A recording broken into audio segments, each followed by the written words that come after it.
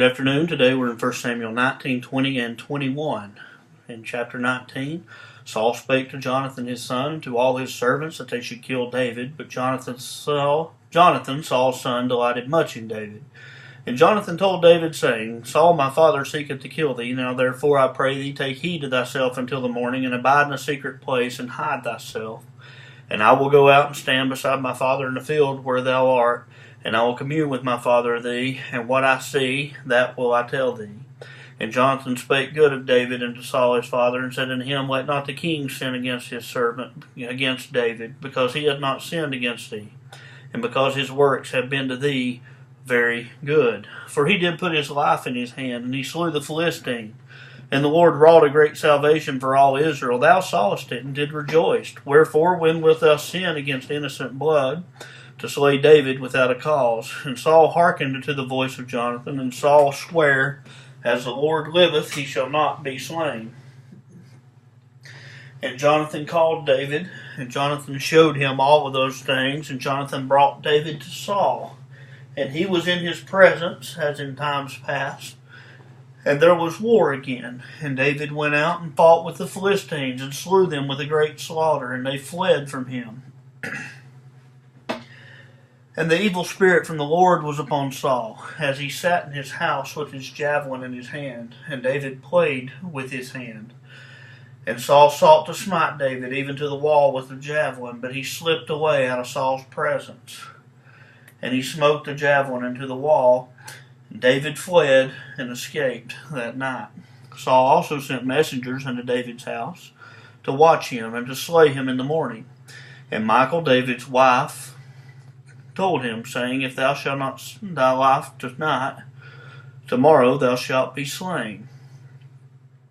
So Michal let David down through a window, and he went and fled and escaped. And Michal took an image and laid it in a bed, put a pillow of goat's hair for his bolster, and covered it with a cloth. And when Saul sent messengers to take David, she said, He is sick. And Saul sent the messengers again to see David, saying, Bring him up to me in the bed, that I may slay him. And when the messengers were come in, behold, there was an image in the bed with a pillow of goat's hair for his bolster. And Saul said unto Michal, Why hast thou deceived me so, and sent away mine enemy, that he is escaped? And Michal answered Saul, He said unto me, Let me go. Why should I kill thee? So David fled and escaped, and came to Samuel to Ramah, and told him all that Saul had done to him.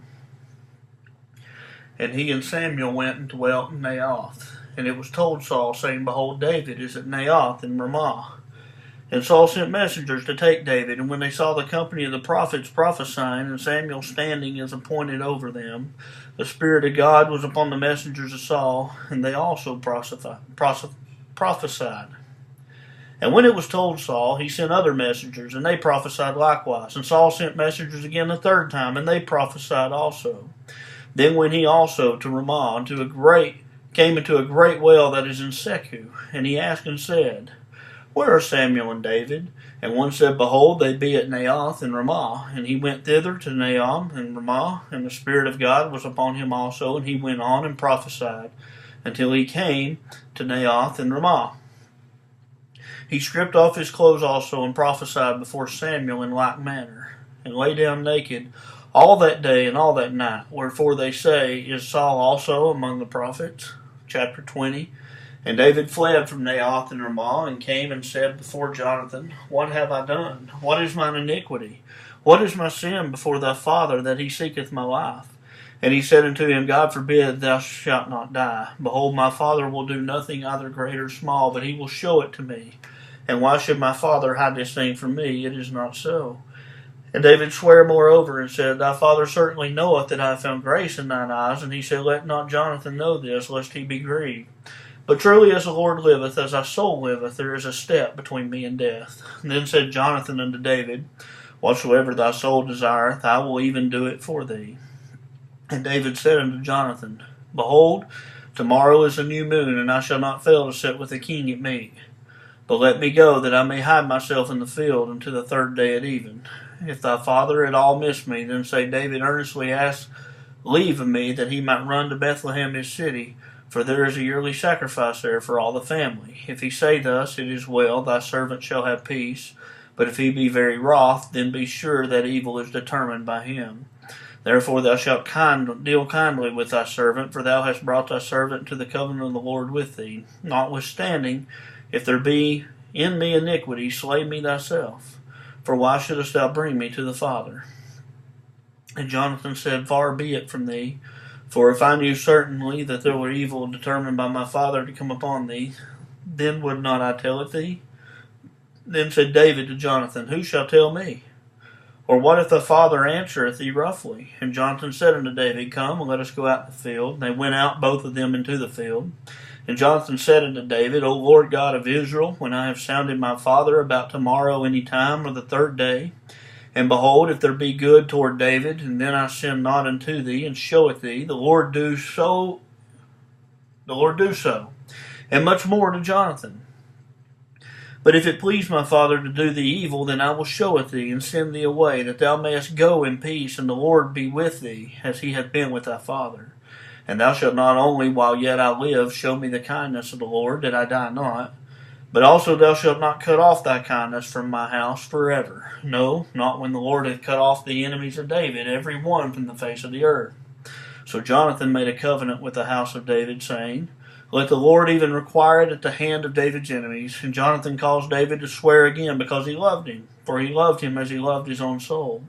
Then Jonathan said to David, Tomorrow is the new moon, and thou shalt be missed, because thy seat will be empty. And when thou hast stayed 3 days, then thou shalt go down quickly, and come to the place where thou didst hide thyself when the business was in hand, and shalt remain by the stone Ezel. And I will shoot 3 arrows on the side thereof, as though I shot at a mark. And behold, I will send a lad, saying, Go find the arrows. If I expressly say unto the lad, Behold, the arrows are on this side of thee, take them, then come thou, for there is peace to thee, and no hurt, as the Lord liveth. But if I say thus unto the young man, Behold, the arrows are beyond thee, go thy way, for the Lord has sent thee away. And as touching the matter which thou and I have spoken of, behold, the Lord be between thee and me forever. So David hid himself in the field. When the new moon was come, the king sat him down to eat meat.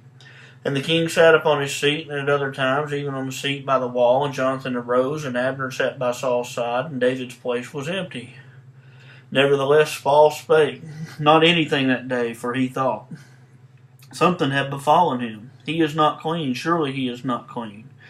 And it came to pass on the morrow, which was the 2nd day of the month, that David's place was empty. And Saul said to Jonathan his son, Wherefore cometh not the son of Jesse to meat, neither yesterday nor today?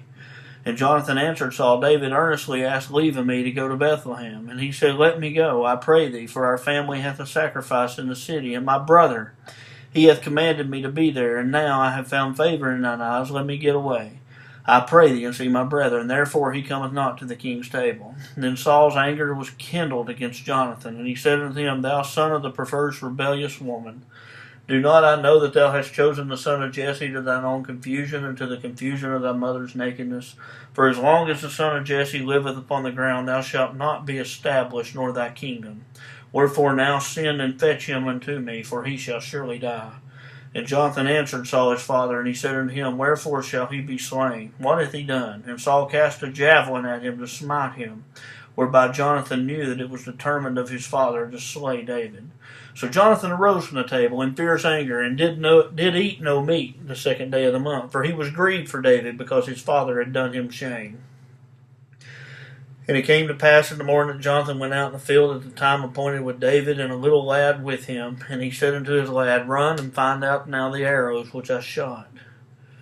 And as the lad ran, he shot an arrow beyond him. And when the lad was come to the place of the arrow which Jonathan shot, Jonathan cried after the lad, and said, Is not the arrow beyond thee? And Jonathan cried after the lad, Make speed, haste not, stay not. And Jonathan's lad gathered up the arrows and came to his master. But the lad knew not anything. Only Jonathan and David knew the matter. And Jonathan gave his artillery unto his lad, and said unto him, Go, carry them to the city. And as soon as the lad was gone, David arose out of the place toward the south, and fell on his face to the ground, and bowed himself 3 times. And they kissed one another, and wept with another, until David exceeded. And Jonathan said to David, Go in peace, for as much as we have sworn both of us in the name of the Lord, saying, The Lord be between me and thee, and between my seed and thy seed forever. And he arose and departed, and Jonathan went into the city. Chapter 21. Then came David to Nob of Elimelech the priest, and Ahimelech was afraid at the meeting of David, and said unto him, Why art thou alone, and no man with thee? And David said unto Ahimelech the priest, The king hath commanded me a business, and hath said unto me, Let no man know anything of the business whereabout I send thee, and what I have commanded thee, and I have appointed my servants to such and such a place. Now therefore, what is under thine hand, give me 5 loaves of bread in mine hand, or what there is present. And the priest answered David and said, There is no common bread under my hand, but there is hallowed bread. If the young men have kept themselves at least from women. And David answered the priest and said to them, Of a truth woman have been kept from us about these 3 days, since I came out. And the vessels of young men are holy, and the bread is in a manner common. Yea, it were sanctified this day in the vessel. So the priest gave him the hallowed bread, for there was no bread, but there was show bread, that was taken from before the Lord, to put hot bread in the day that it was taken. Now a certain man of the servants of Saul was there that day, detained before the Lord, and his name was Doeg, an Edomite, the chiefest of the herdmen that belonged to Saul. And David said unto Ahimelech, And is there not here under thine hand spear or sword? For I have neither brought my sword nor weapons with me, because the king's business required haste. And the priest said, The sword of Goliath, the Philistine, whom thou slewest in the valley of Elah, behold, it is here, wrapped in a cloth behind the ephod. If thou wilt take that, take it, for there is none other save that here. And David said, There is none like that, give it me. And David arose and fled that day for fear of Saul, and went to Achish, the king of Gath. And the servants of Achish said unto him, Is not this David, the king of the land? Did they not sing one another of him in dances, saying, Saul hath slain his thousands, and David his 10,000s? And David laid these words in his heart, and was sore afraid of Achish, the king of Gath. And he changed his behavior before him, and feigned himself mad in their hands, and scrabbled on the doors of the gate, and let his spittle fall down his beard. Then said Achish unto his servant, Lo, see ye, the man is mad. Wherefore have you brought him to me? Have I need of a madman, that ye have brought this fellow to play the madman in my presence? Shall this fellow come into my house?